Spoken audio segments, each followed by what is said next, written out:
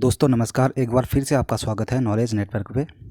साथियों, जैसे कि हम लोग इतिहास घटना चक्र वन लाइनर फैक्ट्स का अध्ययन करते थे और जो कि पूर्व परीक्षाओं का ही संकलन है और उनके क्वेश्चंस हैं। इसमें उत्तर प्रदेश लोक सेवा आयोग द्वारा आयोजित पूर्व परीक्षाओं 1990 से 2019 तक का तथ्यात्मक और अध्यायवार संकलन है और जो कि परीक्षा के लिहाज से काफ़ी इम्पोर्टेंट होगा सभी कैंडिडेट्स के लिए। जो भी वीडियो देख रहे हैं, देखिए, जो चैनल पे नए हैं और अपने तैयारी को मजबूत करना चाहते हैं एक स्मार्ट वे में, अगर आपके पास समय कम है और आप एक क्विक रिवीजन करना चाहते हैं अपने स्टडी का, तो आप लोग इन वन लाइनर फैक्ट्स को फॉलो कर सकते हैं और ये आपके तैयारी को चार चांद लगाने में मदद करेंगी। साथियों, शुरू करते हैं आज का इस महत्वपूर्ण टॉपिक को। तो आज का जो टॉपिक है हमारा अन्य जन आंदोलन है और कुछ ऐसे आंदोलन हुए थे दोस्तों 1857 के रिवॉल्ट के बाद भी, कि छोटे छोटे आंदोलन थे और काफ़ी इम्पोर्टेंट भी हैं, वो परीक्षाओं में पूछे जाते हैं। और इस टॉपिक की शुरुआत करते हैं दोस्तों। आइए, 1857 के विद्रोह के ठीक बाद बंगाल में सन्यासी विद्रोह, संथाल विद्रोह, नील उपद्रव तथा पावना उपद्रव में से विप्लव हुआ था। किसका हुआ था? ठीक बाद, यानी कि 1857 का जो रिवॉल्ट हुआ था उसके ठीक बाद दोस्तों नील उपद्रव हुआ था। ठीक है, नील उपद्रव हुआ। नील कृषकों की दुर्दशा पर लिखी गई पुस्तक नील दर्पण के लेखक कौन है? दीनबंधु मित्र। ठीक है, नील दर्पण किसने लिखी थी पुस्तक? दीनबंधु मित्र जी ने। वंदे मातरम गीत लिखा था बंकिम चंद्र चटर्जी जी ने। वंदे मातरम किसने लिखा था गीत? बंकिम चंद्र चटर्जी ने। चलिए, आनंद मठ उपन्यास की कथा वस्तु आधारित है दोस्तों सन्यासी विद्रोह पे। ठीक है, जो आनंद मठ उपन्यास है ये किस पे आधारित है? ये सन्यासी विद्रोह पे आधारित है। वह विद्रोह जिसका उल्लेख बंकिम चंद्र चटर्जी ने अपने उपन्यास आनंद मठ में करके प्रसिद्ध किया, सन्यासी विद्रोह।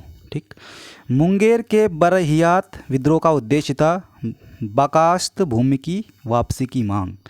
19वीं शताब्दी के दौरान होने वाले वहाबी आंदोलन का मुख्य केंद्र था दोस्तों पटना था। ठीक है, वहाबी आंदोलन का मुख्य केंद्र कौन सा था? पटना था। चलिए,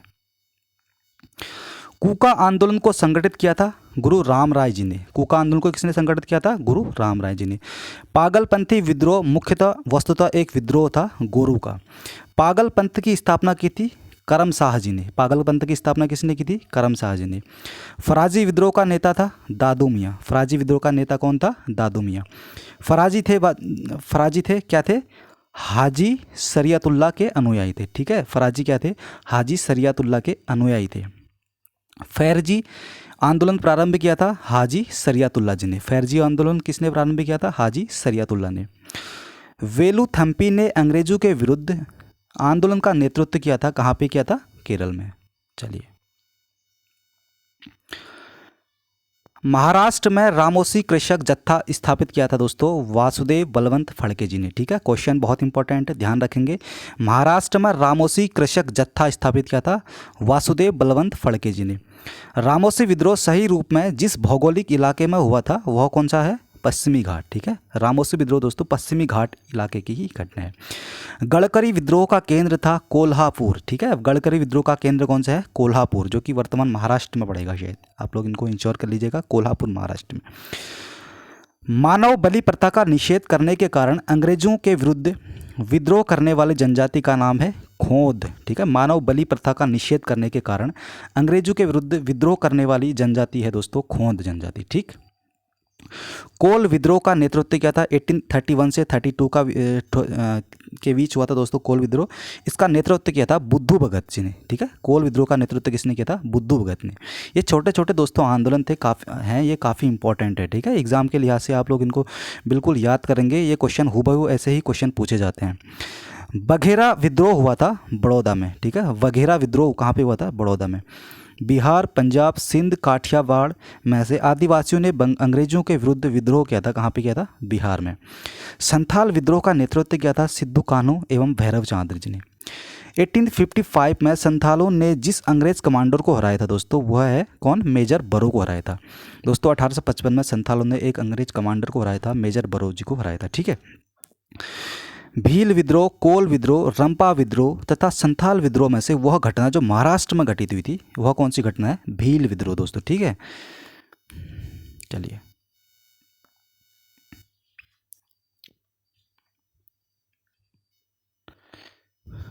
मेवाड़, बांगड़ और पास के क्षेत्रों में के भीलू के सामाजिक सुधार के लिए लसोड़िया आंदोलन का सूत्रपात किया था दोस्तों गोविंद गिरी जी ने। ठीक है, लसोड़िया आंदोलन का सूत्रपात किया था किसने? गोविंद गिरी ने। क्यों किया था? मेवाड़ और बांगड़ और पास के क्षेत्रों के भीलू में सामाजिक सुधार के लिए ये आंदोलन किया था, लसोड़िया आंदोलन, जिसके संस्थापक है गोविंद गिरी जी। उलगुलन विद्रोह शुरू हुआ था, कहाँ पे हुआ था? बिरसा मुंडा से। उलगुलन विद्रोह जुड़ा है बिरसा मुंडा ने ही उलगुलन विद्रोह किया था। मुंडा विद्रोह का नेता की था कौन? बिरसा मुंडा, बहुत इंपॉर्टेंट है। बिरसा मुंडा जो है मुंडा विद्रोह का नेता था। ठीक है, जिस आदिवासी नेता को जगत पिता यानी कि धरती आबा कहा जाता है वह है दोस्तों बिरसा मुंडा, बहुत इंपॉर्टेंट है। बिरसा मुंडा को जगत पिता और धरती आबा के नाम से भी जाना जाता है। बिरसा मुंडा का कार्यक्षेत्र कहाँ पे था? रांची था। ठीक है, बिरसा मुंडा का कार्यक्षेत्र कहाँ पे था? रांची था। चलिए, रांची जो कि झारखंड की राजधानी है। जनजाति लोगों के संबंध में आदिवासी शब्द का प्रयोग किया था ठक्कर बाबा जी ने। ठीक है, जनजाति लोगों के संबंध में दोस्तों आदिवासी शब्द का प्रयोग किया था सबसे पहले ठक्कर बाबा ने।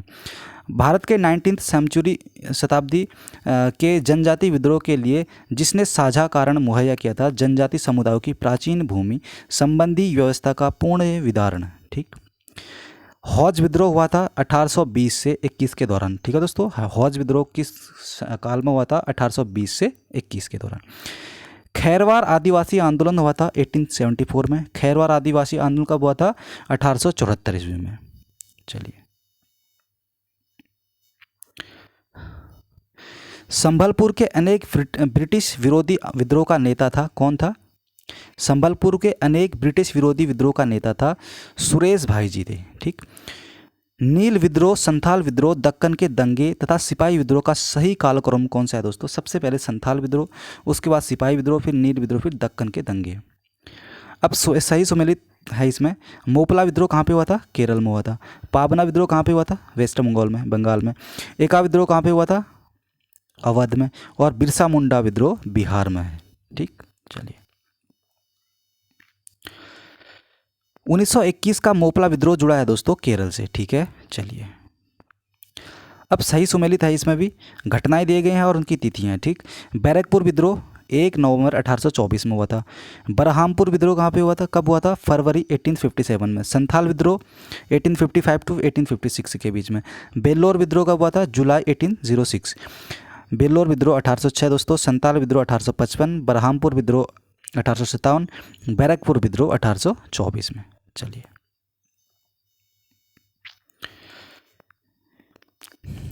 आंदोलन दिए गए हैं और उनका वर्ष दिया गया। पावना विद्रोह 1873 में, एका विद्रोह 1922 में, संथाल विद्रोह 1855 में, ताना भगत आंदोलन 1914 में। चलिए,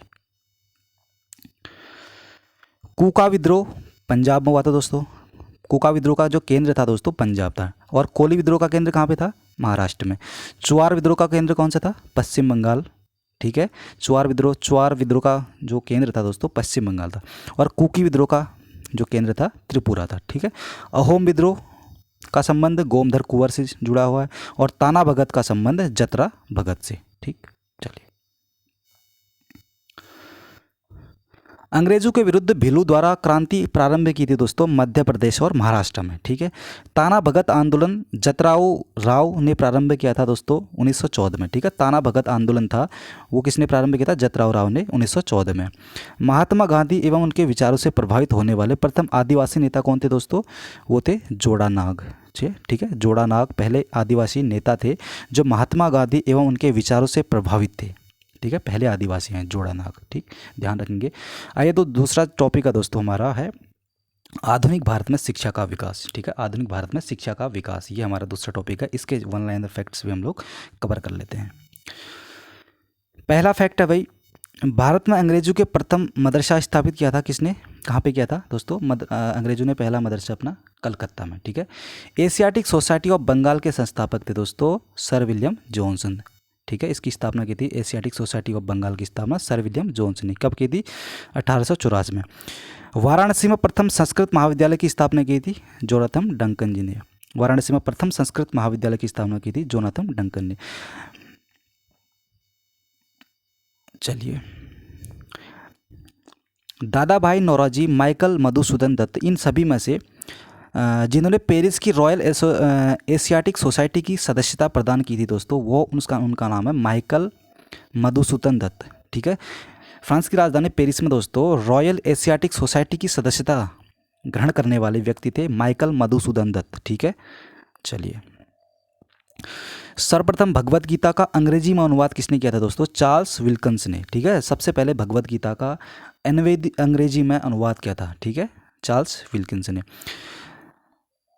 कालिदास की प्रसिद्ध रचना शकुंतला का पहली बार अंग्रेजी में अनुवाद किया था दोस्तों सर विलियम जोन्स जी ने। ठीक है, कालिदास की जो प्रसिद्ध रचना है शकुंतला, उनका अंग्रेजी में अनुवाद किया था, इंग्लिश ट्रांसलेशन किया था सर विलियम जोन्स ने। ठीक, स्वतंत्रता पूर्व अवधि में ब्रिटिश सरकार द्वारा भारत में आधुनिक शिक्षा के प्रसार का मुख्य उद्देश्य क्या था भाई? छोटे प्रशासनिक पदों का नियुक्ति हेतु शिक्षित भारतीयों की आवश्यकता। एक बार फिर से देख लेते हैं। स्वतंत्रता पूर्व अवधि में ब्रिटिश सरकार द्वारा भारत में आधुनिक शिक्षा के प्रसार का मुख्य उद्देश्य, स्वतंत्रता से पहले का, छोटे प्रशासनिक पदों पर नियुक्त जो भारतीय को था उनको छोटे प्रशासनिक पदों पर नियुक्त करना था, एवं शिक्षित भारतीयों की आवश्यकता, शिक्षित भारतीयों की आवश्यकता इनका मुख्य उद्देश्य था। ब्रिटिश सरकार के जिस अधिनियम ने सबसे पहली बार भारत में शिक्षा के लिए 1 लाख रुपए दिए थे दोस्तों, चार्टर अधिनियम 1813 का। ठीक है, 1813 का चार्टर जो है बहुत इंपॉर्टेंट है दोस्तों। ब्रिटिश सरकार के जिस अधिनियम से सबसे पहली बार भारत में शिक्षा के लिए 1 लाख रुपए दिए थे, जो चार्टर अधिनियम था दोस्तों 1813 का। ठीक है, चलिए, चार्ल्स वुड का आदेश पत्र संबंधित है दोस्तों चार्ल्स वुड का जो आदेश पत्र है दोस्तों शिक्षा से रिलेटेड। ठीक है, एजुकेशन से संबंध है। चार्ल्स वुड का जो घोषणा पत्र है शिक्षा से संबंधित है। जो टीजीटी पीजीटी की तैयारी कर रहा होगा, जिसका एजुकेशन सब्जेक्ट हुआ होगा, वो इसको जान रहा होगा ये क्वेश्चन कितना इंपॉर्टेंट है। इसके क्वेश्चंस आते रहते हैं। 1854 का जो वुड डिस्पैच था ना, तो वही वाला है ये।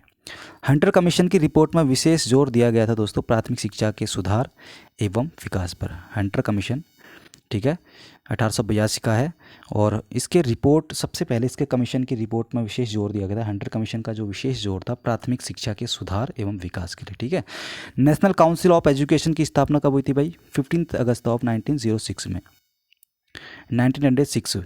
नेशनल काउंसिल ऑफ एजुकेशन की स्थापना 15 अगस्त 1906। ठीक है, ध्यान रखेंगे, national council of education. Sadler आयोग संबंधित था, किससे संबंधित था? शिक्षा से। 1917 का है दोस्तों सैडलर आयोग, ये शिक्षा से संबंधित है। ठीक है, शिक्षा में सुधार हेतु ब्रिटिश सरकार ने सैडलर विश्वविद्यालय की स्थापना की थी, विश्वविद्यालय आयोग की स्थापना की थी। हाँ, ये दे दिया गया है 1917।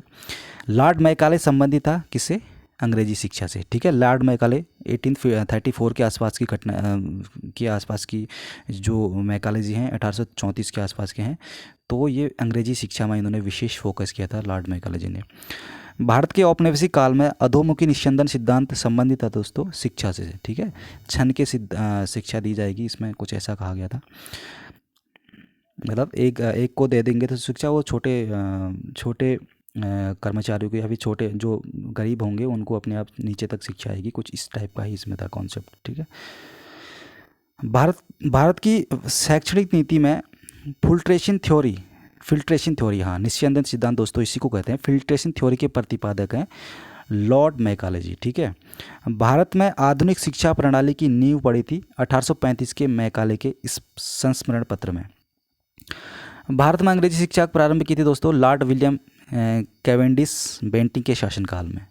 ठीक है, चलिए, अंग्रेजी शिक्षा का आरंभ हो गया था लॉर्ड विलियम बेंटिंग के शासनकाल में। ठीक, ध्यान रखेंगे। भारत में प्रथम 3 विश्वविद्यालय कलकत्ता, मद्रास, मुंबई की स्थापना हुई थी 1857 में। ठीक, इन 3 विश्वविद्यालयों की स्थापना हुई थी कलकत्ता, मद्रास और बम्बई में, जिसके सतत प्रयत्नों से बम्बई में प्रथम महिला विश्वविद्यालय की स्थापना हुई दोस्तों। ये किसके प्रयत्नों के कारण हुई थी? बम्बई में पहला महिला विश्वविद्यालय D.K. Curve. Deccan education society की स्थापना से संबंधित है कौन? Bal Gangadhar Tilak ji, BG Tilak. Hindu college Calcutta, Delhi college, Mayo college तथा मुस्लिम एंग्लो ओरिएंटल कॉलेज में सर्वप्रथम स्थापना हुई थी दोस्तों हिंदू कॉलेज की। ठीक है, हिंदू कॉलेज कलकत्ता की स्थापना सबसे पहले हुई थी इनमें से। आप लोग इसका सन देख लीजिए, सन देख लीजिएगा, हिंदू कॉलेज की स्थापना कब हुई थी।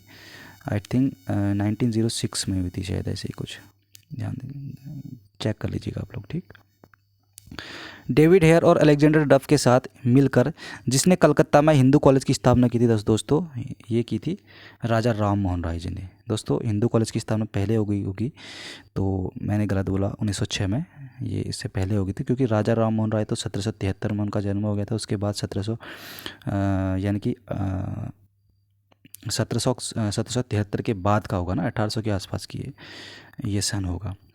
बाल गंगाधर तिलक, स्वामी विवेकानंद, महात्मा गांधी तथा मदन मोहन मालवीय में से भारतीय विश्वविद्यालय में धार्मिक शिक्षा के लिए प्रबल रूप से वकालत की थी दोस्तों मदन मोहन मालवीय जी ने। बनारस हिंदू विश्वविद्यालय का शिलान्यास किया था लॉर्ड हेडिंग ने। ठीक है, बनारस हिंदू विश्वविद्यालय का शिलान्यास किया था लॉर्ड हेडिंग जी ने। चलिए, बनारस हिंदू विश्वविद्यालय का शिलान्यास किसने किया था? लॉर्ड हार्डिंग ने, ये तो पढ़ लिया। अलीगढ़ मुस्लिम विश्वविद्यालय, अलीगढ़ डॉक्टर भीमराव अंबेडकर विश्वविद्यालय, लखनऊ बनारस हिंदू विश्वविद्यालय, वाराणसी तथा इलाहाबाद विश्वविद्यालय में से सर्वप्रथम केंद्रीय विश्वविद्यालय घोषित किया गया दोस्तों बनारस हिंदू विश्वविद्यालय, जो कि वाराणसी में है। सबसे पहले इसको केंद्रीय विश्वविद्यालय का दर्जा दिया गया था। तो दोस्तों आज का टॉपिक हमारा यहीं पे कंप्लीट होता है। नेक्स्ट टॉपिक में हम लोग पढ़ेंगे आधुनिक भारत में प्रेस का विकास। और आई होप आपको वीडियो पसंद आया होगा, और चैनल पे नए हैं तो चैनल को सब्सक्राइब करके बेल आइकन को प्रेस कर लें। और वीडियो देखने के लिए आपका बहुत बहुत धन्यवाद। नमस्कार।